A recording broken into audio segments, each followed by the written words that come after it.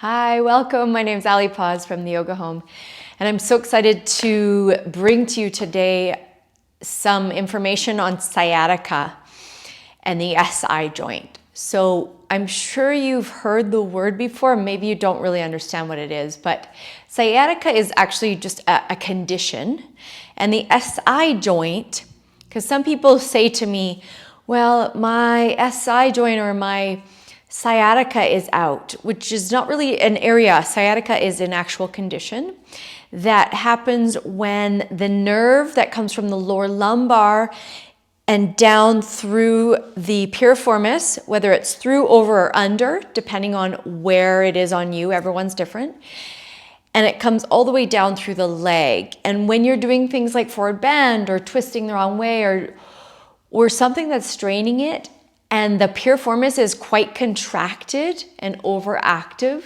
then it will press on that nerve. So I want to give you a couple of exercises that may help with that, and or some stretches that may help with that. So all you need is maybe a mat. You don't even need a mat, but a strap. Try to find a strap or a scarf or a tie or something that you can use to do these. Okay, let's get going. So I would say be warm for this. You want to be warmed up a little bit through the leg. So I'm going to just take you through just a very brief kind of movement that will help warm you up before you get into a little bit more deeper stretches, okay? So for now, let's just kind of warm up the spine. So you're in your hands and knees. Shoulders are above the wrists and knees are below the hips. We call this cat-cow. So you're just kind of moving through the spine, inhaling and exhaling as the navel center draws up. And you round the shoulders. Inhale, tailbone up, belly down. And exhale. So you're just kind of moving through the spine. Warming things up. You can incorporate the leg if you want a little bit to warm up the hips. So the right leg will extend out and back as you inhale. Exhale, knee towards the chest and round the spine. Inhale and exhale. Inhale and exhale. A few times to warm up the hips. Other side, extend the left leg back. Inhale. Look up, exhale, knee towards the chest, rounding. Inhale to open up. Exhale to round. Inhale, lengthen. Exhale, navel center up. One more, inhale. And exhale. Now, that might be feeling a little bit engaging. So let's stretch out the outer hip now from this position. If your knees are sore, you may pad the knees. There is some other ways to do this on your back with a strap as well, and I can show you that if you are not able to stand up on your knees like this. So let's extend the right leg back behind us and then cross over the left leg, placing the outer edge of the right foot or toes on the ground. Stay nice and tall with the spine, and then ever so slightly look over your left shoulder towards looking at your right toe. You can start to feel a little bit of stretch on the outer hip. And just continue pressing your hands in equally into the earth as you breathe into the side body.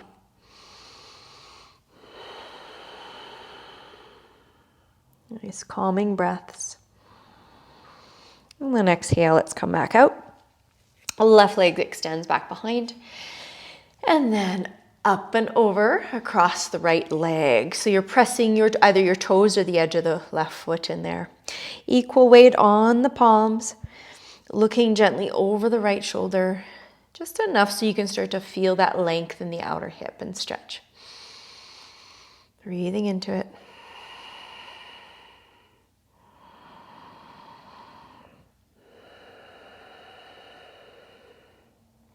Good, and then coming all the way back.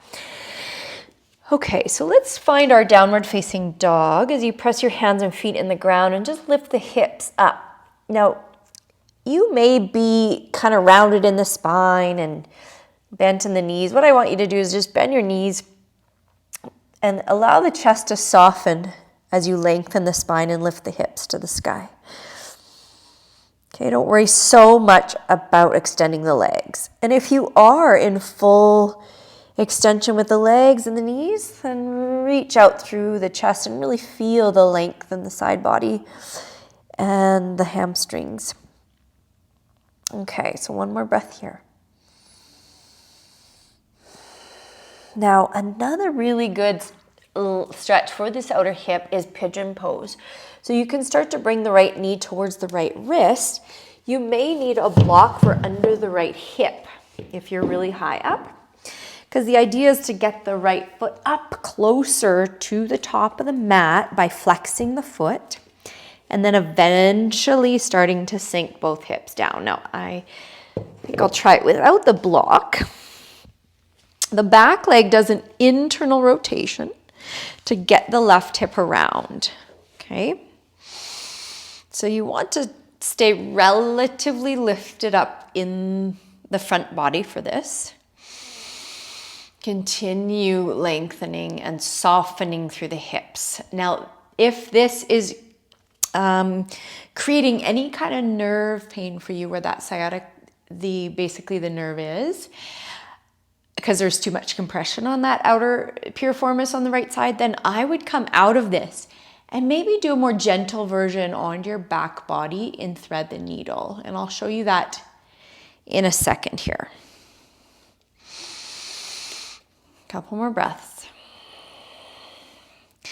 Actually, why don't I just show you quickly now, because then you can just go into that instead. So what I mean by this is just bringing the right foot on the left leg, pulling the left leg towards you, or maybe having the left foot on the floor or block. Okay, so that'll get the outer right hip. Okay, so those that are still in pigeon pose, just hang out a little bit longer. If you want to go onto your back and try it that way, then there's options. Okay, breathing. One more breath. Good. Placing both hands down. Let's step that right foot back to downward facing dog and just shake out the legs. Maybe bending the left knee and right knee. Okay, left side. So left knee comes down to the ground, top of the left foot presses into the ground towards the left wrist. And then as you settle in, see, I have some knee stuff that I'm going through right now. So I'm just going to try, I think the block, sometimes when it's too much, like even a cushion is nice sometimes. But anyways, I'm going to work with this alignment point where the shin bone is parallel to the top edge of the mat. Only if this foot is flexed, okay? You don't want to crank your hips forward and then have it come into the knee joint. So externally rotate this thigh bone. Okay. Let the femur rest onto the block. And then you'll bring attention to the internal rotation in the back leg as you stretch out that back leg. So take your time with this. Now, the hips may not square off, and that's okay. Just as long as you're feeling a nice opening in the outer hip without feeling anything in the knee joint. Okay. And then just stay nice and lifted with the chest. Breathing into it.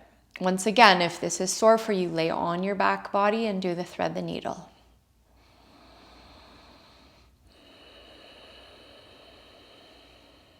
Feeling all the sensations in the outer hip.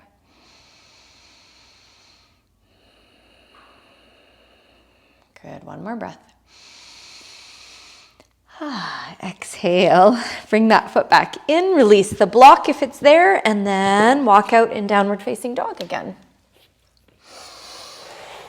Okay, so now you'll need the strap, scarf, or something that connects. So maybe even tie up a scarf or a belt or a yoga strap. You may want it longer than just a regular strap. If you do have two straps, you can attach both of them, okay? So it all depends on how open your back legs are. So you'll want to use the wall, so find some space in the wall. I'm just gonna move that to the side. Now, unfortunately, you can't see the profile, but I'll show you from profile what I am doing. So basically, what I'm doing into the wall will look like this, and I'll show you into the wall in a second. Okay, you want to be rested in the back body. Both knees are bent, and I learned this amazing technique from Nikki Doan at Maya Yoga in Hawaii. This is great for extending both legs. So what you're doing basically, and it helps stretch out and open up space in the SI joint a little bit. So both knees are bent to start, and then you want to straighten. Now imagine the wall's there, and I'll do it in the wall in a second, but imagine the wall's right there into that foot. I want to push myself away from the wall. Okay, so both legs eventually start to straighten as I move away from the wall. And both heels are pressing in as this stays at 90 degrees. This leg does not have to be over here. Maybe it's here, but you'll work towards 90. And then this right hip starts to root down and into the earth. So you're getting that connection there. So I'll just do it right into the wall so you can see. Okay, so I'm gonna press both at the exact same time, press through the heels, engage the inner thighs and outer hip, and then start to really feel that full awareness of the rooting down through the hip. So you're not pulling up and over too much. Okay, down and over. Now, obviously you're gonna do both sides, so you would switch. Come closer to the wall, bend both knees. Now you want to stay in there longer. This is just a bit of a shorter video. So you definitely want to hang out there a little bit longer. And then start to press through both heels, straighten both knees, root down that left hip, and feel the strength in the leg. As you root down, you feel the space in the SI joint.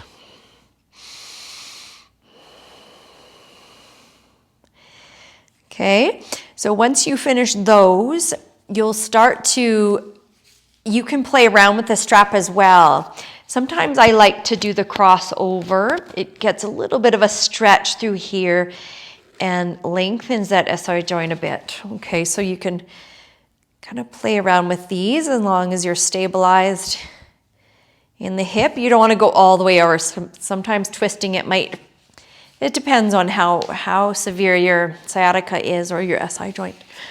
Okay, so continue pressing through the heel and flexing the foot. And just go enough so you can start to feel a stretch. It doesn't have to be all the way over. Pressing the heels.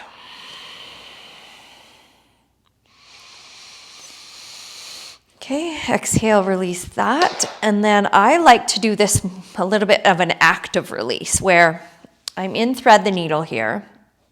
Okay, and you can even do this with the foot into the wall if you need, like this might be a big stretch for you, okay? If not, you can hold. And what I do is hold one hand behind, and then this hand, I'll press not on the knee joint, but just below it. I'll press that way towards the wall.